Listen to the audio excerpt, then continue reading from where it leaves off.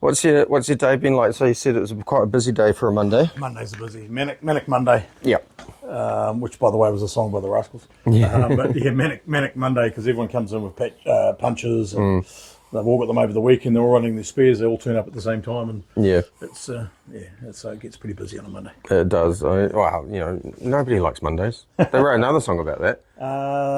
Don't like Mondays. That was girl. There was Boomtown Rats, I think, did that one. Correct. Sure. Yeah. It was Boomtown Rats. Yeah. It was the Boomtown Rats, yes. Bob Geldof, I think. Yep. Yeah, Sir Bob went on to do Live Aid. He did. Something along those lines. Yeah. What's the sort of like background to the tyre shop? So you were in the car game first, weren't you? Yeah. So I've basically been in the automotive industry for since 1990, and I was in a car dealership selling cars. We had several franchises representing Mitsubishi, Hyundai, and in the later part Isuzu. Wanganui at one stage, but primarily Marton, Palmerston North, and Fielding. And so I left that business as a director shareholder of that business, and I left that business in 2019. Foolishly, probably thought that I was going to take something that might have resembled early retirement, but that didn't last for too long. And in late 2019, an opportunity to purchase Rangitīkei Tyres Bridgestone Marton presented itself to me. Yep. I saw it as an opportunity and took that opportunity. I'm now fortunate enough to have three guys working for me who I have the utmost respect for because they're bloody good fellas. And so in 2019, then this thing came along in 2020. You might have heard it, COVID, I don't know, but that was first time going into that business. Put a bit of spin on things, but as a tyre industry, we were a essential industry. Yep. So we pushed on through that, and those guys have been really, really good. So quite fortunate, and it's a great little shop. It's well supported by the locals, and look, there's a need for it. So we're now coming up actually this month. In a couple of days' time, we'll be 6 years. Wow. So there we go. He'll be six years. 6 years, 19th of this month, so that's not too far away from today. Are you going to celebrate with a cake or something, or? I'm sure we'll celebrate. I don't know that I'm going to be doing cakes. I do a lot of cooking, though, Ben. Funny enough, more savoury than sweet. Yeah. In fact, I do a lot of cooking. It's something that I enjoy. One of my favourite things is if I presented something up for dinner to my wife Susan, she goes, "That's good," and she'll often say to me, "What did you put in?" I go, "Well, it's a secret family recipe." Which is actually code for got no idea, can't remember what the hell I put in it, but it tasted all right, and I managed to get away with it. So that's you sound very similar to me. So I do a lot of cooking. Yeah, I was going to say you sound very similar to me when it comes to cooking. Like you basically just like got the base idea of a recipe and just throw it together. So a bit of a smell, bit of a taste as you go through. Don't always get it right, to be fair, but I'm pleased to say I reckon I'm 95% of the time I managed to get away with it, so it's quite good. So does that mean that like you follow a lot of the cooking programs like My Kitchen Rules and Gordon Ramsay and stuff like that? I don't know that I'm an avid follower of them, but if it's on in the background, you tend to just pick something up and you lock it away up here and you think, I didn't know those two things went together, but that could work. Yeah. So yeah, I'm certainly not a die in a ditch over, flick the channel, make sure I'm watching a cooking show. But if it's on, you'll pick up little tidbits of information. Yeah. Yeah, so I do. Actually, I enjoy a lot of cooking. Also smoke a lot of meat. Do quite a bit of meat smoking, which is something I've got into over the last, probably about the last 2 or 3 years. And that's a really, it's a long process, but it's a really enjoyable process. Aiming to get some of the stuff you can smoke for 14 or 15 hours. Yep. To get that out and then wrap it and cool it and wrap it and keep it hot. Wrap it in tin foil and tea towels and things, and put it into a cooler to stay warm. So if you've got friends coming around for tea, for example, there's quite a bit of forward planning. Exactly. On getting this right. Any preparation like that. I mean, I'm struggling to find where you would have the time for all of this between running a business, on council, smoking some meat. Well, that's why it takes good planning. Yeah. But I'm fortunate to have a little spot at Foxton Beach where I do spend a lot of my time when I can, and that's the place that I can, that's where I have my meat smoker and everything down there. And of course that sits right beside my craft beer maker where I do craft beers. Using, it's called a grain father system. It's boiling the grains and adding the hops in the different layers over. So the two work side by side. If you've taken the time to set yourself up for the day to have the meat smoking in one corner and putting the beer in the other side of things, to me, that's kind of a natural fit for me. So I You're do it. living proof that men can multitask then. Well, I believe we can multitask. Yes, I certainly believe that. The other thing which I'm really pretty keen on is old school vinyl records. And so you're here in the shed with me now. We're just sitting over behind here. There's about 350 odd vinyl records. Very eclectic mix, and in varying different conditions, I would say. And again, if you can just put that together, sit down, relax, tinker with cars, put an old vinyl record on, and it's true that the music takes you back to your past, and you go, oh, I remember that album, and I remember that when that came out, and you kind of remember what it was that you were doing at that time, and some of the things that you probably got away with that you wouldn't get away with today. But that's probably enough said there. That's quite relaxing actually, having some vinyl playing and just the art of just flicking through an album.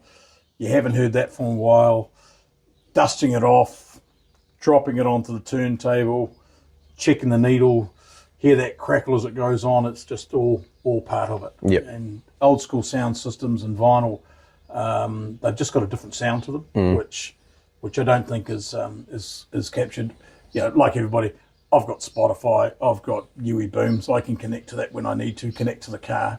But there's just something about taking a step back and dropping a vinyl record on a record player. It's pretty good. So. It's the smell of vinyl as well. Oh, that's the whole. It's the whole package that goes with it. And depending on what time of the day is, you couple that with a nice cold beer, and it's a pretty relaxed space to be in. But I was going to say, I saw a few vintage bottles on that shelf over there. Yeah, there is a few. There's a couple of there's the 1991 and 1994 Heineken Magnums from the World Cup up there. They were a limited edition. A couple of those up there.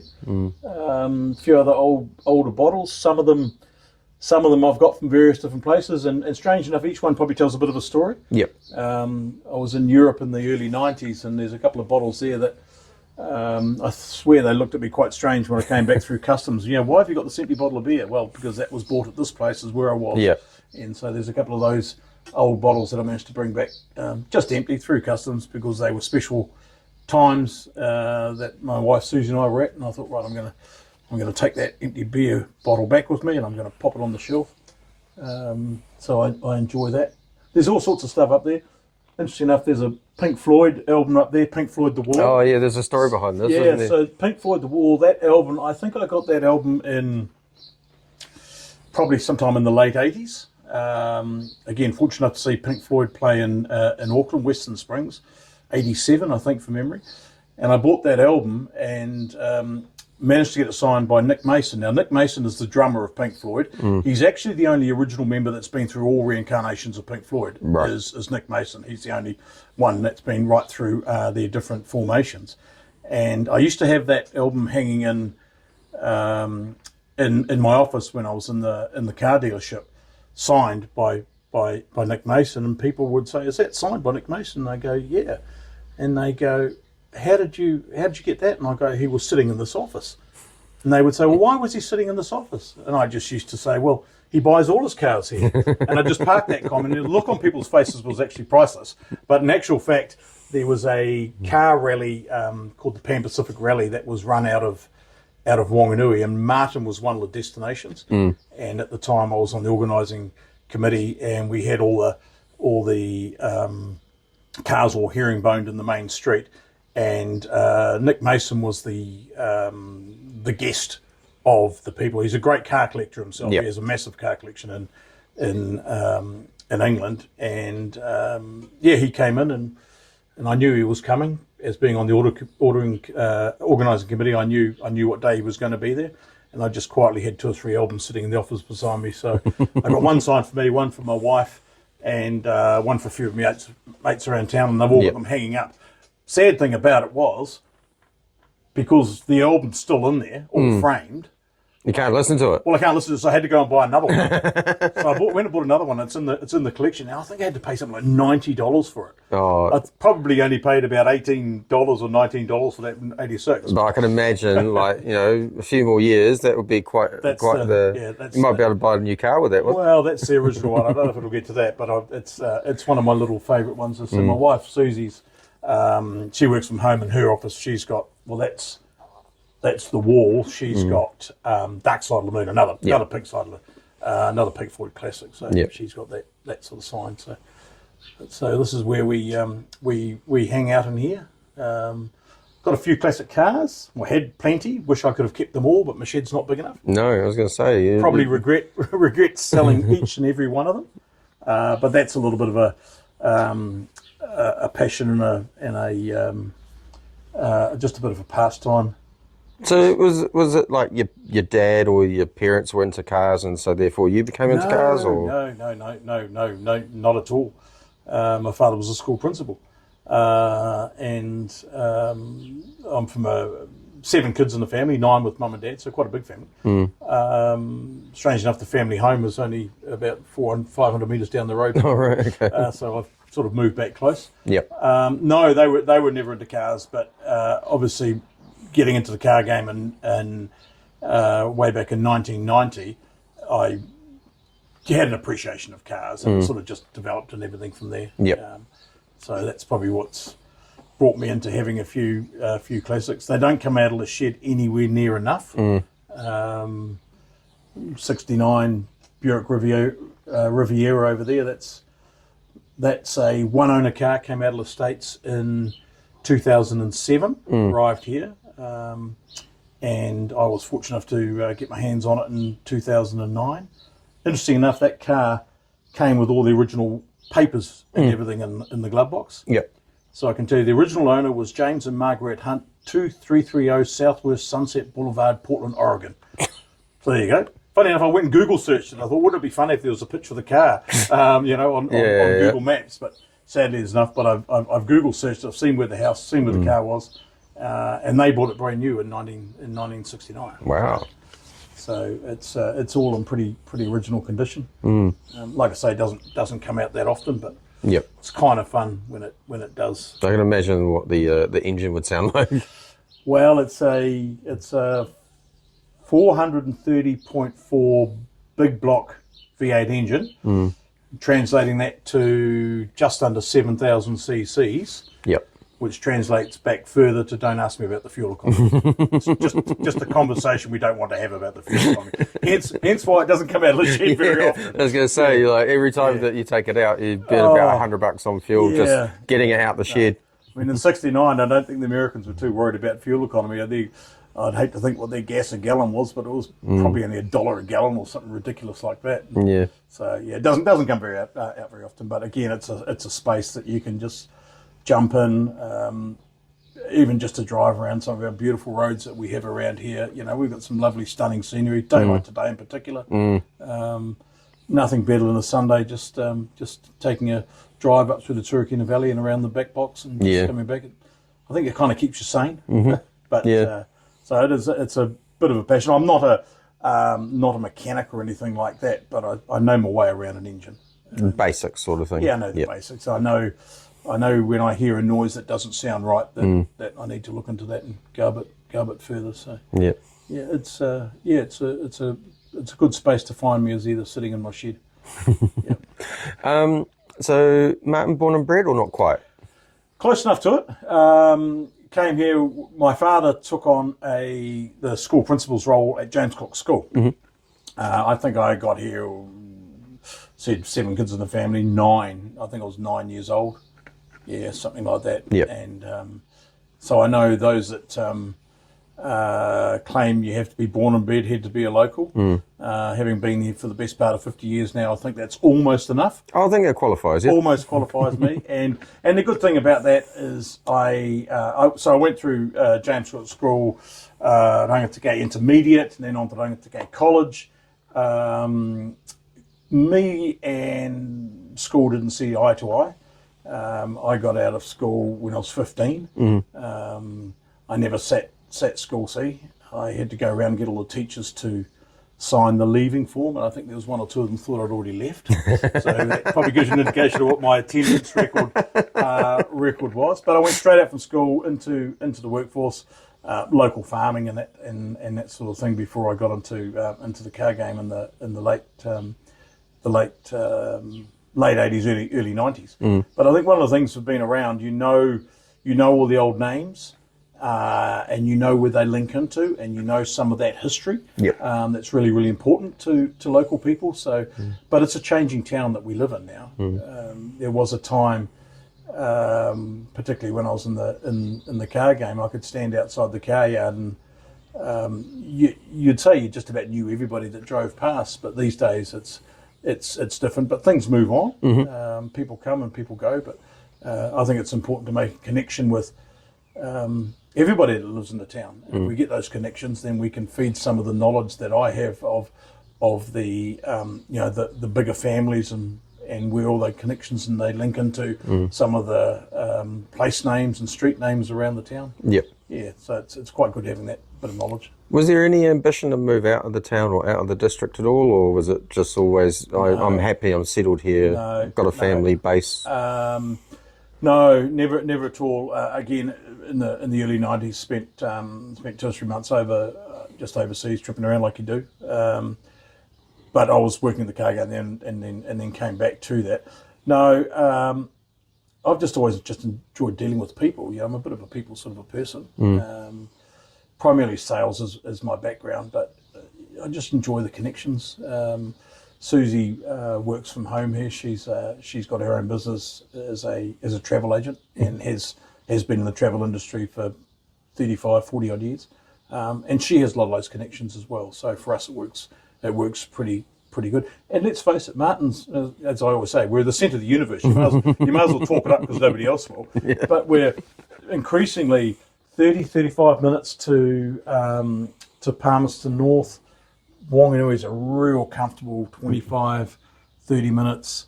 The trip to Wellington now, particularly with the Otaki to North Levin roading extension is happening.